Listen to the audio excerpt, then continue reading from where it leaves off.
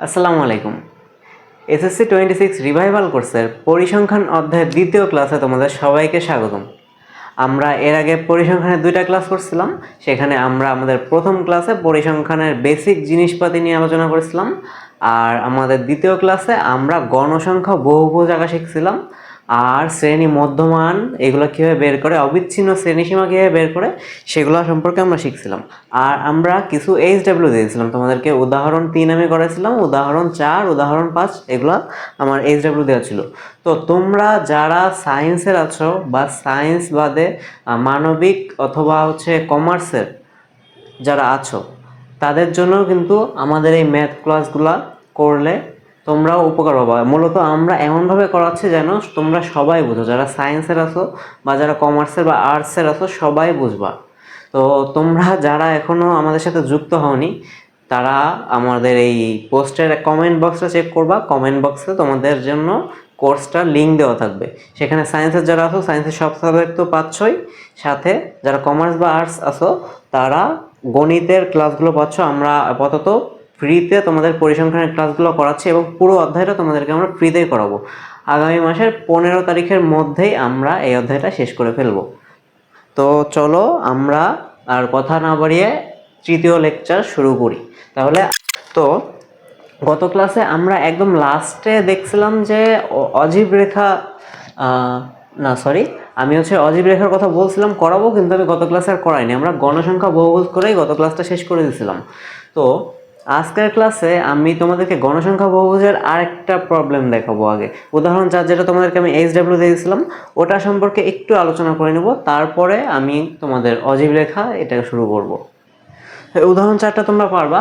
উদাহরণ 4টা আমি আগের দিন একটু আলোচনা করে দিয়েছিলাম, উদাহরণ 4টা করার দরকার নাই। আমি উদাহরণ 5-এ চলে যাব। উদাহরণ 5-এ কিছু জিনিস বোঝার আছে। তো আমি তাহলে উদাহরণ 5 শুরু করব এখন। উদাহরণ 5-এ বলছে যে 10ম শ্রেণীর 50 জন শিক্ষার্থীর বিজ্ঞান বিষয়ে প্রাপ্ত নম্বরের গণসংখ্যা নিবেশনের সারণী দেওয়া হয়েছে। ঠিক আছে, তাহলে আমরা কি জানি, আমাদের করতে গেলে কি করতে হবে, আমাদেরকে যে চার্টটা দেওয়া থাকবে সেখান থেকে শ্রেণী মধ্যমান বের করতে হবে। এখন আমরা উদাহরণ 3-এ বা উদাহরণ 4-এ যেটা করছিলাম সেটা কি, আমাদের আমি একটু রিক্যাপ করি। উদাহরণ 4-এ তো তোমাদের অবিচ্ছিন্ন শ্রেণীসীমা দেওয়াই ছিল। তো উদাহরণ 3-এ যখন আমরা করছিলাম তখন আমাদের দেওয়া ছিল এরকম, 46 থেকে 50-র মধ্যে ছিল 5 জন। তারপর 51 থেকে 55-এর মধ্যে ছিল 10 জন। তারপর 56 থেকে 60-র মধ্যে ছিল 20 জন টোটাল। এইভাবে আর কি আমাদের দেওয়া ছিল। তো আমরা কি করছিলাম, আমরা দেখছিলাম যে 46 থেকে 50 এখানে ওজন দেওয়া ছিল সম্ভবত, হ্যাঁ ওজন দেওয়া ছিল। তো আমরা জানি যে ওজন একটা অবিচ্ছিন্ন জিনিস। অবিচ্ছিন্ন জিনিস কি আর বিচ্ছিন্ন জিনিস কি সেটা যদি কেউ না বোঝো তাহলে তাকে প্রথম ক্লাসটা অবশ্যই করে আসতে হবে। তো 50 শেষ হওয়ার পরে আবার পরের রোটা 51 থেকে শুরু হয়েছে, মানে কি মাঝখানে একটা গ্যাপ পড়ে যাচ্ছে। আমি যদি একটা গ্রাফ আঁকি, গ্রাফ আঁকলে মনে করো এখানে 50, এখানে 51। আমি যখন আয়তলেখটা আঁকবো, আয়তলেখ মনে করো এরকম আসলো, আমার আয়তলেখটা এরকম একটা ঘর আসলো দিয়ে, এখন আমার যদি এখানে 50 হয়, হ্যাঁ এখানে যদি 50 হয়, এখানে যদি 51 হয়, তাহলে 50-এর পরে এখানে একটা ফাঁকা ঘর থেকে তারপরে এখান থেকে শুরু হচ্ছে না। এটার কারণে আমাদেরকে শ্রেণীসীমাটাকে অবিচ্ছিন্ন করে নিতে হয়। এটা বিচ্ছিন্ন অবস্থা আছে 50 আর 51, মাঝখানে কিন্তু একটা গ্যাপ আছে 50.1, 50.2, 50.3, এই ঘরগুলো কিন্তু আমাদের এখানে নাই। তো আমরা উদাহরণ 3-এ জিনিসটাকে কি করছিলাম, আমরা জিনিসটাকে অবিচ্ছিন্ন করে নিয়ে তারপরে করছিলাম। অবিচ্ছিন্ন কীভাবে করছিলাম, এটার সাথে নিম্নমান, যেটা নিম্নমানের সাথে আমরা 0.5 মাইনাস করছিলাম, আর উচ্চমানের সাথে 0.5 প্লাস করছিলাম, করে আমরা অবিচ্ছিন্ন শ্রেণী হিসেবে পেয়েছিলাম 45.5 থেকে 50.5। পরেরটা আবার আমরা 50.5 থেকে 55.5 এভাবে বের করছিলাম। তো উদাহরণ 3-এ এটা আমরা করছিলাম কারণ আমাদেরকে ওখানে আয়তলেখ আঁকতে বলছিল। আয়তলেখ এঁকে আয়তলেখের থেকে গণসংখ্যা বহুভুজ আঁকতে বলছিল, আর আমাদের শ্রেণী মধ্যমানটাও দরকার হয়েছিল।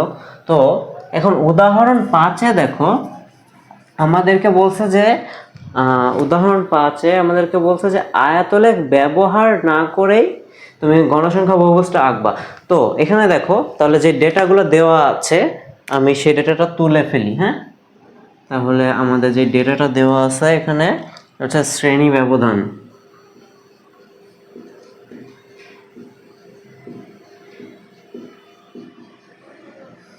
ঠিক আছে, শ্রেণী ব্যবধান আছে হচ্ছে 31 থেকে 40, এভাবে 91 থেকে 100 পর্যন্ত। ওকে, এখন দেখো আমাদেরকে এখানে অবিচ্ছিন্ন শ্রেণীসীমা বের করতে হবে না।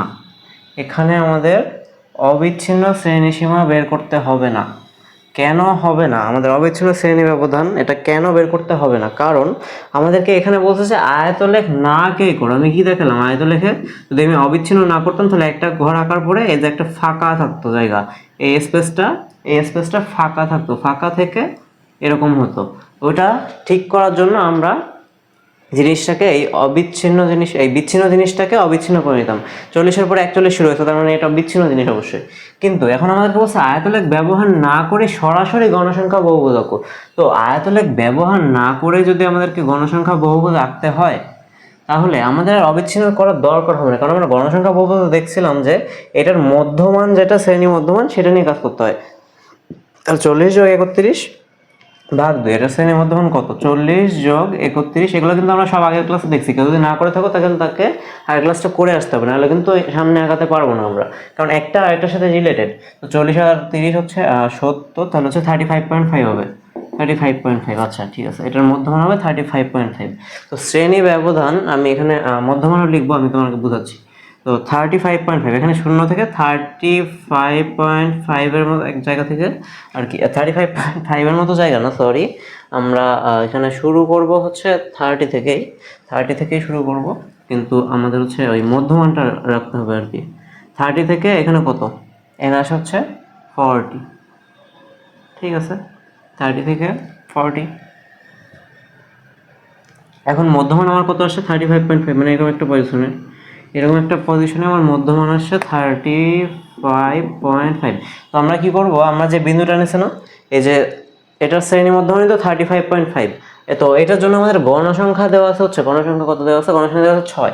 তো আমরা গণসংখ্যা মনে করি 5, এই 6, এখানে 6। আমরা এখানে একটা ফোঁটা দিই, ফোঁটা দিয়ে আমরা কি করি? আমরা যে এখান থেকে শুরু হয়েছে সেইখানের সাথে এটা মিলাই দিই না, মিলাই দিয়ে এরপরে মনে করো এভাবে যাবে, দিয়ে বহুভুজটা শেষ হবে।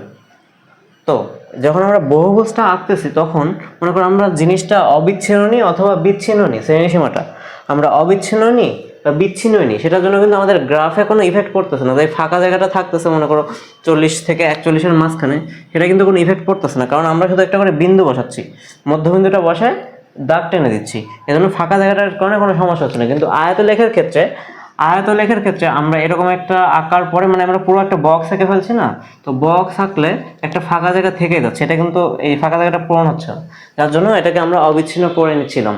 তো এখন তোমাদেরকে যেহেতু বলছে শুধু বহুভুজ, সেহেতু এখানে আমাদের অবিচ্ছিন্ন শ্রেণীসীমা ব্যবহার করতে হবে না। ঠিক আছে, তাহলে আশা করি বুঝছো। তাহলে আমি এখন চারটা শেষ করে ফেলি। তাহলে শ্রেণী ব্যবধান লিখলাম, তাহলে এখানে কি লিখবো? শ্রেণী মধ্যমান। আমরা জানি গণসংখ্যা বহুভুজ বের করতে আমাদের শ্রেণী মধ্যমান লাগবে, তাহলে আমার শ্রেণী মধ্যমান আমি কি বের করছিলাম? এটার জন্য আমি বের করছিলাম 35.5। শ্রেণী মধ্যমান 35.5। সেমভাবে 41 আর 50 যোগ করে 2 দিয়ে ভাগ করলে হবে 91/2, মানে হচ্ছে 45.5। তো একটা ক্যালকুলেশন করেছি, দুইটা ক্যালকুলেশন করেছি, করে এখন আমার ফার্দার কোনো ক্যালকুলেশন করা লাগবে না, আমি ধুম করে এখানে বসাই দেবো শুধু 35-এর জায়গায় 45.5। এরপর একটা হবে হচ্ছে এখানে দেখো 51 থেকে 60 আছে, এটাও ক্যালকুলেট করলে দেখবো 55.5। আর এবার আমাদের নিতে হবে গণসংখ্যা 6, 8, 10, 12, 5, 7, 2। ঠিক আছে, তাহলে আমরা চারটা এঁকে ফেললাম। শ্রেণী মধ্যমানটা আমাদের শুধু এখান থেকে বের করতে হতো, শ্রেণী মধ্যবিন্দু বলে এটাকে, শ্রেণী মধ্যমান বা শ্রেণী মধ্যবিন্দু। ঠিক আছে, তাহলে আমাদের চারটা এঁকে ফেলি। আমরা আগের দিন শিখছি আয়তলেখ কীভাবে আঁকে, তাহলে চলো আমরা আজকেও শিখি, আবার করি এটা খুব দ্রুত আগে ফেলবো, কারণ আমাদেরকে আজকে মূলত আলোচনা করতে হচ্ছে অজীব রেখা নিয়ে। তাহলে মনে করো এই হচ্ছে আমার গ্রাফ, ঠিক আছে। তাহলে গ্রাফের এক্স অক্ষ বরাবর কি ধরতে হয়? শ্রেণী সীমা। সবসময় মনে রাখবো এক্স অক্ষ বরাবর আমরা কি ধরি? শ্রেণী সীমা, ঠিক আছে। এক্স অক্ষ বরাবর আমাদেরকে ধরতে হবে শ্রেণী সীমা, শ্রেণী সীমা। আর ওয়াই অক্ষ বরাবর, ওয়াই অক্ষ বরাবর আমাদের ধরতে হবে শ্রেণী সীমা না শ্রেণী ব্যবধান, চলে সরি। আর ওয়াই অক্ষ বরাবর আমরা ধরি হচ্ছে গণসংখ্যা। এখন মনে করো হচ্ছে আমার কোথা থেকে শুরু? আমাদের ঘর নিব হচ্ছে মনে করো 1 থেকে 30 পর্যন্ত যে ঘরগুলো আছে সেগুলোর জন্য আমি আলাদা করে ছক কাটবো না। তাহলে আমি এখান থেকে হচ্ছে একদম ধরে নিব যে এই অংশের ভিতর 1 থেকে 30 পর্যন্ত ঘরগুলো বিদ্যমান আছে। সরি, একটা 0 থেকে 30 পর্যন্ত, 0 থেকে এটা হচ্ছে 30, এই 30 হলে 30 থেকে আমি এখান থেকে হচ্ছে এই উচ্চ সীমাগুলো নিয়ে নেব। 30 থেকে শুরু করছি কেন? 30 থেকে শুরু করছি কারণ হচ্ছে 0 থেকে আমি 10 ঘর করে আগাচ্ছি। এখানে 31 থেকে 40, 41 থেকে 50। তাহলে এখানে 30 দিলাম, এখানে দিলাম 40, এখানে দিলাম 90, 100। এখন দেখো এই 100 পর্যন্ত তো আমি লিখে ফেললাম না। তাহলে এখন দেখো আমার শ্রেণী মধ্যমান, শ্রেণী মধ্যমান প্রথমটার জন্য কত? 35.5 না? তাহলে আমাদের শুরু হবে কত থেকে? 31 থেকে 35.5 করে হবে, এরকম একটা পজিশনে।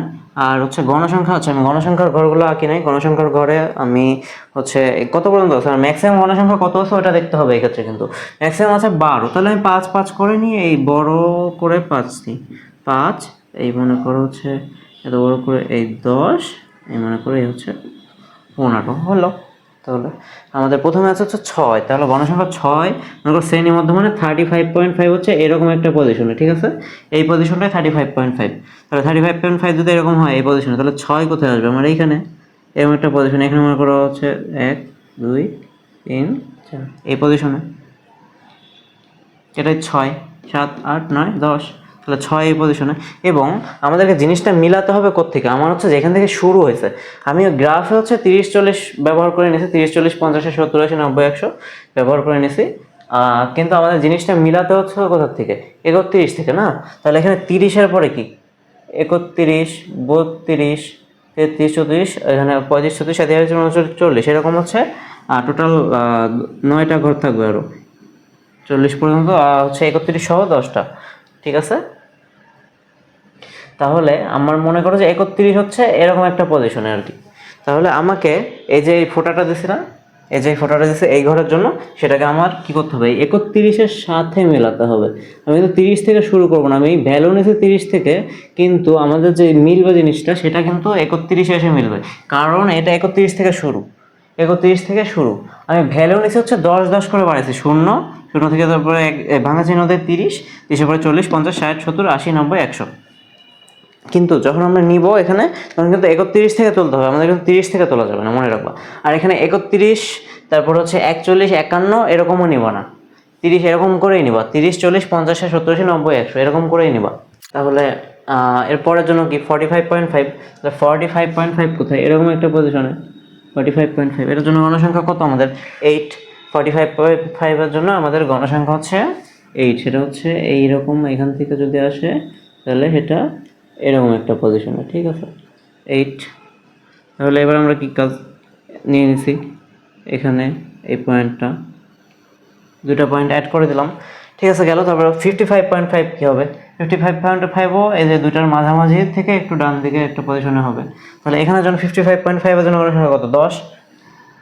তাহলে এখান থেকে আমরা উঠে যাব একেবারে 10 10 পর্যন্ত, 10-এ দিয়ে দিলাম একটা পয়েন্ট, পয়েন্টটা দিয়ে এবার এই দাগটা 10-এ টেনে দেবো, হলো 10-এ টানলাম, হয়তো একটু ব্যাকা হয়ে গেছে আমার, ঠিক আছে। তারপর 65.5, 60 থেকে 70-এর মধ্যে 65.5, এটাকে আমরা কত দূর গেছে? এটা 12 পর্যন্ত গেছে। তাহলে 10-এর পরে আমি মনে করো এই 11 12 13 14 15, তাহলে 10 11 12 এরকম একটা পজিশন আসবে। এই পজিশনটায় এখান থেকে, ঠিক আছে, এখান থেকে এইরকম একটা পজিশন আসবে, ঠিক আছে। এই হচ্ছে গেল 12, তাহলে এটাকেও যোগ করে দিতে হবে এই পজিশনে, ঠিক আছে, যোগ করে দিলাম। যোগ করে দিয়ে এবার কি হলো? 75.5-এর জন্য গণসংখ্যা আসছে 5, 70 থেকে 80-এর মধ্যে 75.5 এরকম একটা পজিশনে হবে। আর সেটার জন্য কত ঘর আসছে? গণসংখ্যা 5, তো 5 কোথায়? এখানে এখানে এখানে এই যে এরকম একটা পজিশনে হবে, মানে একবারে ধপ করে নিচে নেমে আসলো, এখানে নেমে আসলো। এরপর 80 থেকে 90-এর জন্য হচ্ছে 85.5 আবার 7টা, এবার একটু বাড়বে আবার এরকম পজিশন হচ্ছে 85.5, এটার জন্য 5 6 7, তাহলে 7 কোথায় হবে? 7 হবে হচ্ছে এরকম একটা পয়েন্টে, এই যে এই জায়গাটায় হবে হচ্ছে 7। ঠিক আছে, তাহলে এটা আবার একটু উঠলো, উঠে এবার হচ্ছে 90 থেকে 100-এর মধ্যে 95.5 কতজন? মাত্র 2 জন। তাহলে এখান থেকে হচ্ছে 5 1 2 3 4 5, 1 2 3 4 5, আর 2 কোথায়? এখানে 2 যদি এখানে হয়, এটা এখানে থেকে এখানে আসবে, আর 2 মনে করো এরকম একটা পজিশনে, আর 95.5 এখানে, তাহলে কত?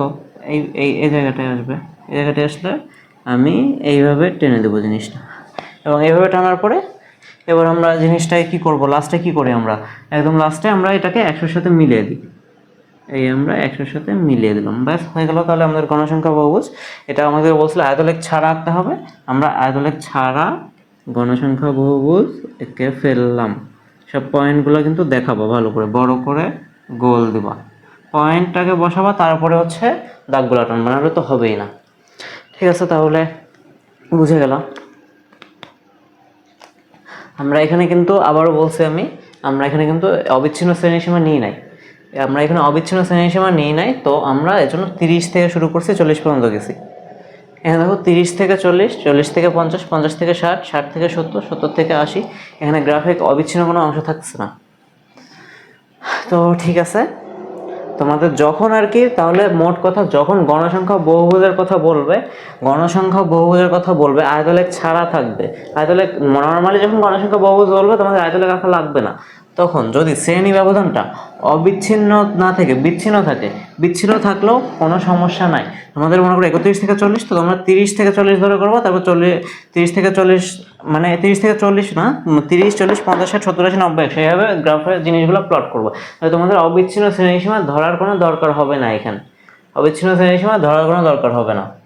এখানে শ্রেণীসীমাটাকে শ্রেণী ব্যবধানে অবিচ্ছিন্ন করে নিলেও হতো, অবিচ্ছিন্ন করে নিলেও প্যারা হবে না।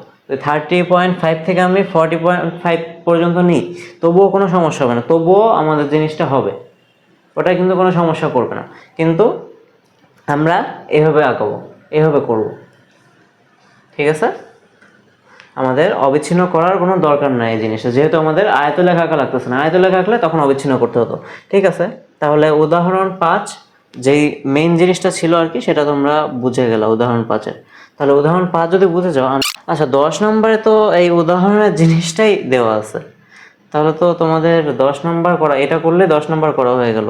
6 8 10 12 5 7 2, 6 8 10 12 5 7 2 এখানে। আচ্ছা, উদাহরণের সেম জিনিসটা এখানে আছে, এটার সাথে বলছে যে এটার অজীব রেখা আঁকো, অজীব রেখা আঁকতে বলছে, গণসংখ্যা বহুভুজ ও অজীব রেখা আঁকো।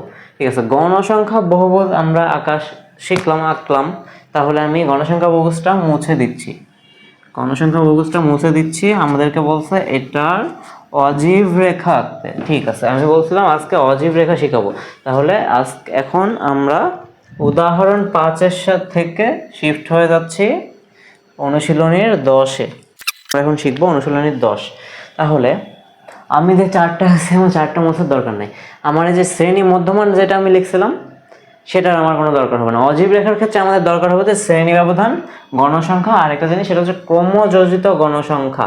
ঠিক আছে, তাহলে আমি শ্রেণী মধ্যমানটা মুছে দিই এখানে। ঠিক আছে, তাহলে আমি গণসংখ্যা ওইখান থেকে মনে করো আমি সামনেটা আর কি চেঞ্জ করলাম এই ম্যাথটার জন্য, বা তোমরা এই সেম চার্টে আমি করে দিতে পারতাম, গণসংখ্যার পাশে যদি আমি ক্রমযোজিত গণসংখ্যা লিখে দিতাম তাও হতো, কোনো সমস্যা হতো না। তাহলে এখানে হচ্ছে ক্রমযোজিত গণসংখ্যা,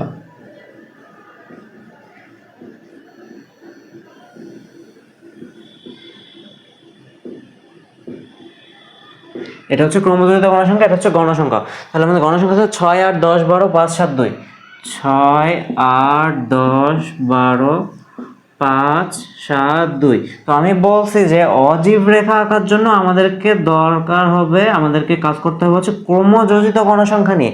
ক্রমযোজিত গণসংখ্যা কি সেটাও আমি দেখাইছি প্রথম ক্লাসে, আমি আজকে আবারও দেখাচ্ছি। ক্রমযোজিত গণসংখ্যা কি?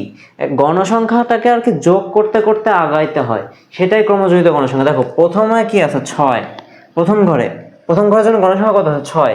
এর আগে কি কোনো গণসংখ্যা আছে, মানে এর আগে কি আর কোনো ঘর আছে? কোনো ঘর নাই। তাহলে ক্রমযোজিত গণসংখ্যা আমার কি হবে? এখানে হবে হচ্ছে 6 + 0 = 6। তো 6 হলো এটা।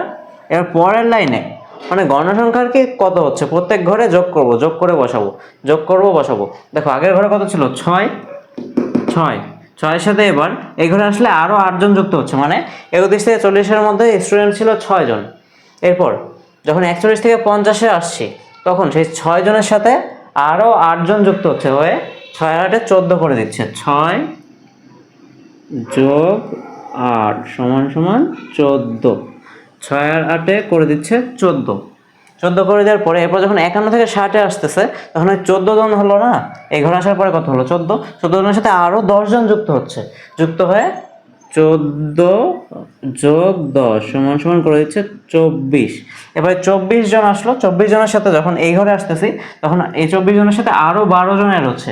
24 জনের সাথে আরো 12 জন অ্যাড হলে 24 যোগ 12 সমান সমান 36। এইভাবে আর কি ক্রমযোজিত গণসংখ্যাটা লিখতে হবে।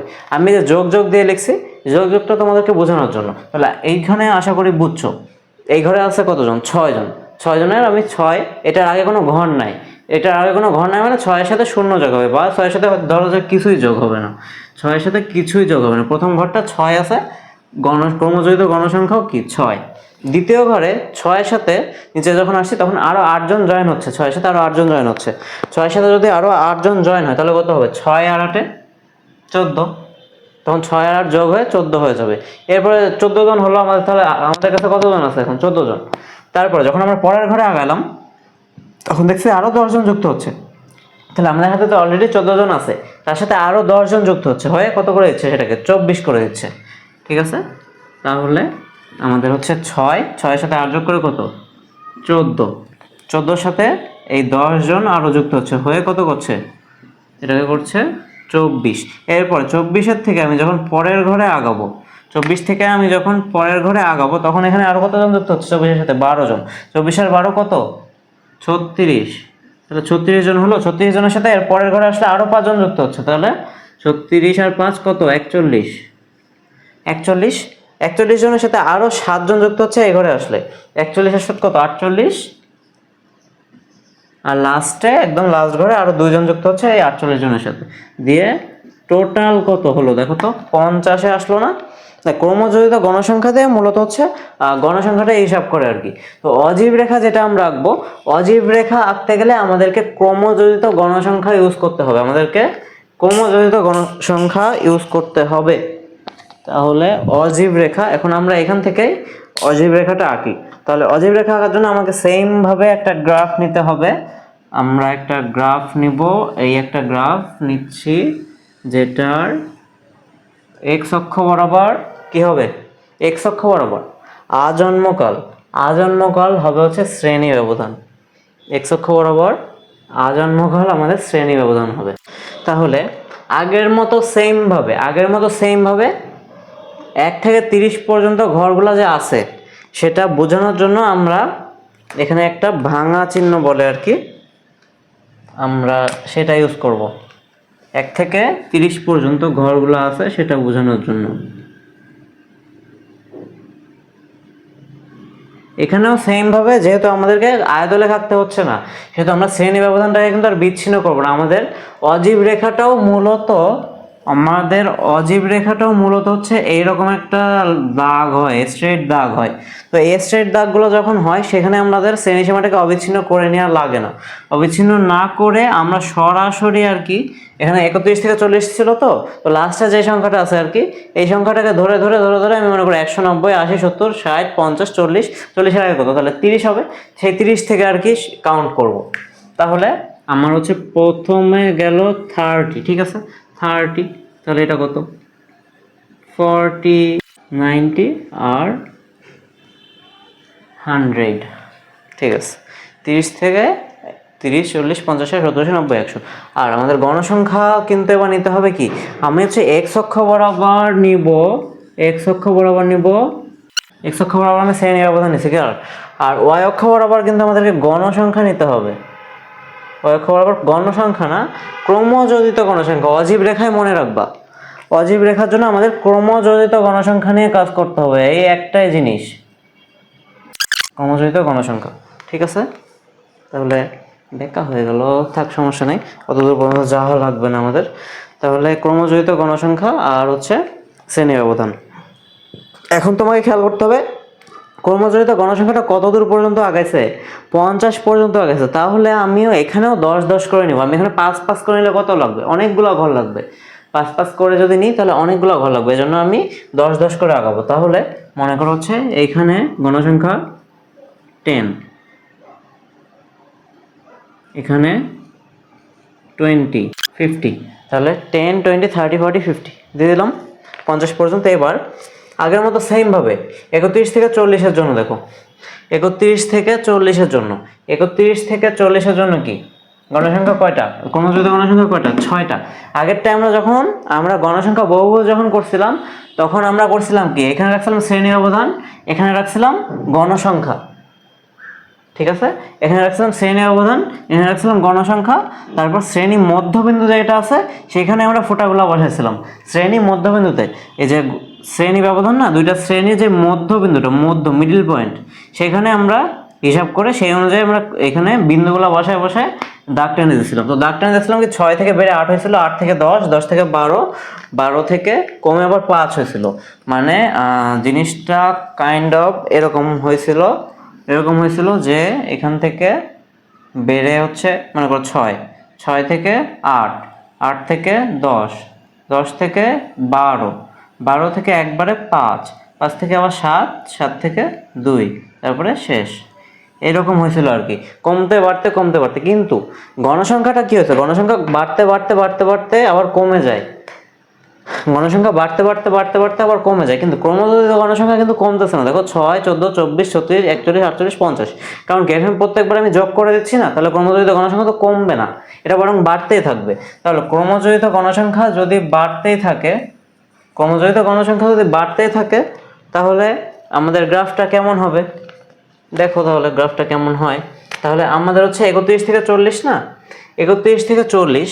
তো এই ক্ষেত্রে আমরা করব কি, আমরা হচ্ছে আগেরটাই করছিলাম শ্রেণী মধ্যমান, যেটা গণসংখ্যা বহুপদের ক্ষেত্রে আমরা শ্রেণী মধ্যমানের পয়েন্টগুলো বসাইছিলাম। আর এখানে আমরা শ্রেণী যে শেষ সীমাটা না, শেষ সীমা কত, 40, 40-এর ওখানে পয়েন্টটা বসাবো। তাহলে 40 মানে যেখানে আর কি শ্রেণীটা শেষ হচ্ছে, সেইখানে পয়েন্টটা বসাবো। তোমাদের হয়তো বা একটু কষ্ট হয়ে যাবে মনে রাখতে, একটু কনফিউজ হয়তো বা লাগবে, কারণ আগেরটাই করছিলাম হচ্ছে মধ্যমানে বসাচ্ছিলাম ফটোগুলো। আচ্ছা আমি ওটা লিখে দেবো নি, আচ্ছা আমি এখনই লিখে দিচ্ছি। হ্যাঁ, তাহলে আমরা হচ্ছে 1 নম্বর হচ্ছে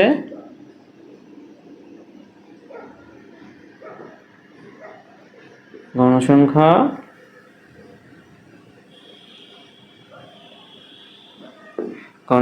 বহুভুজ হচ্ছে আমাদের শ্রেণী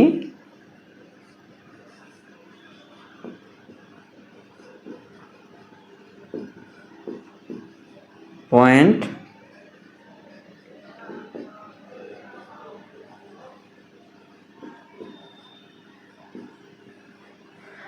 গণসংখ্যা বহুভুজের ক্ষেত্রে আমাদের শ্রেণী মধ্যবিন্দুতে পয়েন্টগুলো বসাতে হবে। আর আমাদের হচ্ছে অজীব রেখা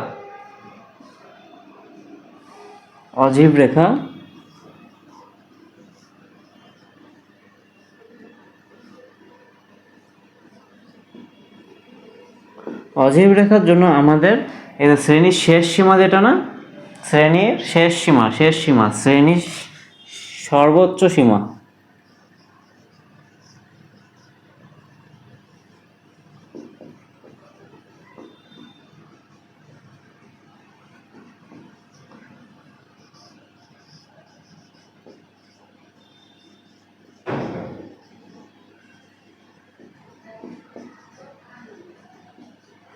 এই ক্ষেত্রে হচ্ছে শ্রেণী সর্বোচ্চ সীমাতে আমরা শিখছিলাম শ্রেণী সর্বোচ্চ সীমা একটা শ্রেণী, এখানে প্রত্যেকটা ঘর হচ্ছে এক একটা শ্রেণী, এগুলো সব ঘরগুলো হচ্ছে এক একটা করে শ্রেণী। তো শ্রেণীর যে সর্বোচ্চ ব্যবধানের যেইটা থাকবে সর্বোচ্চ সীমা বলে এটাকে, এটা হচ্ছে সর্বোচ্চ সীমা, এটা হচ্ছে সর্বনিম্ন সীমা। তো আমাদের অজীব রেখার জন্য, অজীব রেখা যখন আমরা আঁকবো, অজীব রেখার জন্য আমাদেরকে শ্রেণী সর্বোচ্চ সীমাতে বিন্দুগুলো বসাতে হবে। তাহলে বিন্দুগুলো আমি তাহলে শ্রেণী সর্বোচ্চ সীমাতে বসাই। তাহলে আমার প্রথমে গণসংখ্যা কত? 6। তাহলে প্রথমে গণসংখ্যা 6, আমি এটা সর্বোচ্চ বিন্দু কত? 40। তাহলে আমি 40-এ 6টা খুঁজবো। তাহলে 6টা কোথায় হতে পারে? 5 হবে এরকম আনুমানিক একটা জায়গা। তাহলে 6 কোথায় হবে? এরকম একটা আনুমানিক জায়গায়। তাহলে এটা হবে হচ্ছে এই পজিশনে। ঠিক আছে, এই পজিশনে এটা হবে 40-এর এই পজিশনে। ঠিক আছে, 40-এর এই পজিশনে হলো। আর আমাদের জিনিসটা শুরু হয়েছে কত থেকে? 31 থেকে শুরু হয়েছে। 31 থেকে 31 থেকেই যদি শুরু হয় তাহলে আমাদের 31 ঘরটা কোথায় হবে? এইখানে। তাহলে এটাকে 31 থেকে টানবো, আমি কিন্তু 30 থেকে টানবো না। এটাকে আমরা 31 থেকে টানবো, টেনে এই পয়েন্টে পৌঁছে গেলাম। ঠিক আছে, 31 থেকে টেনে এই পয়েন্টে পৌঁছালাম 40-এর। এর পরেরটা কি আছে? পরেরটা হচ্ছে 50। 50-এর জন্য ক্রমযুক্ত গণসংখ্যা কত? 14। তাহলে 50 পরে আসবো। 50-এ এসে এবার 11, 12 এখান থেকে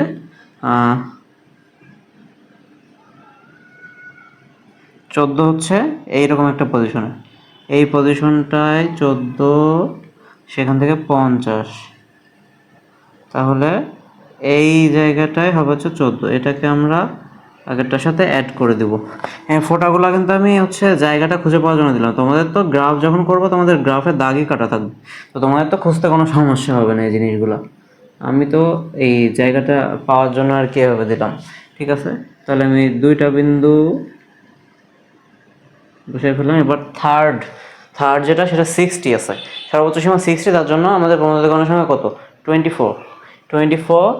60। তাহলে 60-র জন্য এখানে হচ্ছে 22, মনে করো 24। তাহলে 60 থেকে এখান থেকে উঠে এরকম একটা পজিশনে আসবে হচ্ছে 24। 60-এর জন্য কত আসছে? 24-এ আসছে। 24-এ আসছে। তাহলে এবার আমরা কি করব? এটার সাথে আবার ওই বিন্দুটা যোগ করে দেব। আমার ব্যাকা হলো দাগটা, সরি, ব্যাকা হলো। ঠিক আছে, তারপরে কত আসছে? 60 গেল। এরপর 70-এর জন্য কত? 36 আসছে। 70-এর জন্য 30, 32, 34, 36 এরকম একটা পজিশনে 36 আসছে 70-এর জন্য। এখান থেকে উঠে উঠে উঠে উঠে উঠে উঠে উঠে এইরকম একটা পজিশনে আসবে জিনিসটা। হ্যাঁ, এইরকম একটা পজিশনে জিনিসটা আসবে। এইটাই হচ্ছে 70-এর জন্য। 70-এর জন্য 36, 70-এর জন্য 36 হলো। এরপর 41, 41 কত জন্য? 80-এর জন্য 41। তাহলে আমাদের 40-র পরে এই হচ্ছে, মনে করো এইরকম একটা পজিশনে 41। 80-র জন্য উঠে উঠে উঠে উঠে উঠে 41। ঠিক আছে, এবার একটু কমে যাচ্ছে জিনিসটা। আগে তো অনেক বেশি করে বাড়ছিল, এবার একটু কমে যাচ্ছে। 80-র জন্য আমি বসালাম 41 গণসংখ্যা।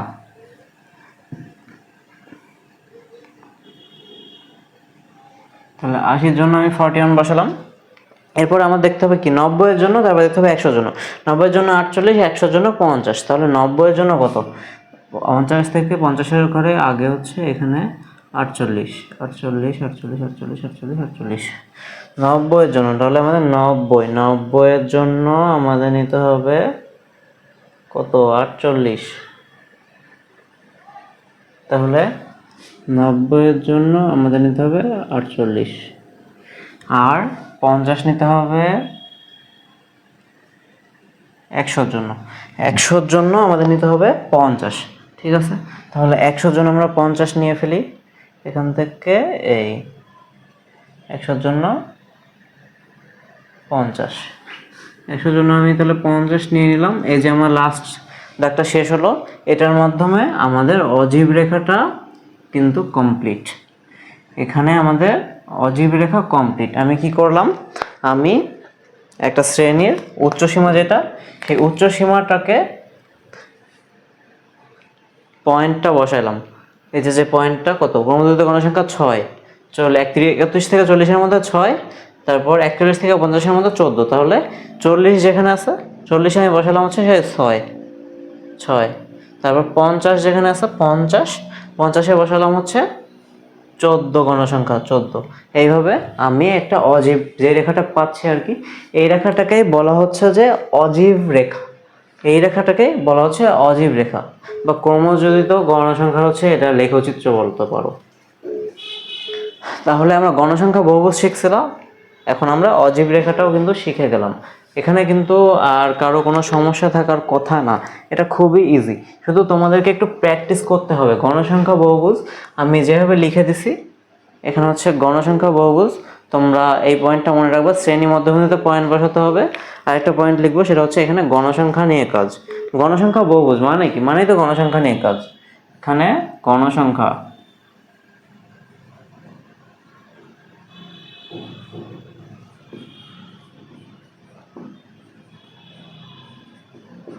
আর অজীব রেখার জন্য তোমাদের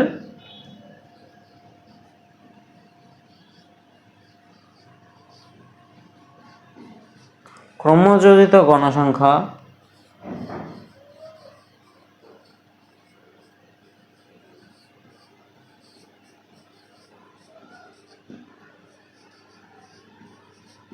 এই দুইটা পয়েন্ট খালি মাথায় রাখবা।